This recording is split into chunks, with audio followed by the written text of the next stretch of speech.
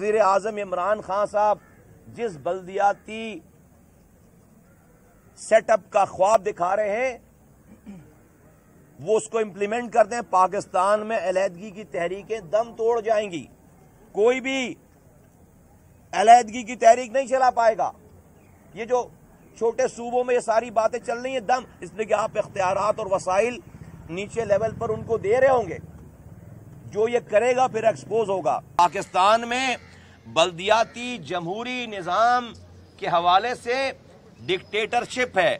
यहां पर जमहूरी मार्शल लॉ है, जमहूरी मार्शल लॉ।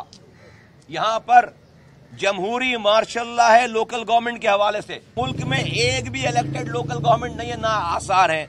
सिंध की बात कर लें तो सिंध के वजीर आला ने तो कोर्ट में लिखकर दे दिया है कि जब तक सेंसस मर्दमशुमारी का रिजल्ट फाइनल नहीं होता तो डिलिमिटेशन नहीं हो सकती, यानी कि हल्का बंदी नहीं हो सकती। तो हल्का बंदी नहीं होगी तो इलेक्शन नहीं होंगे।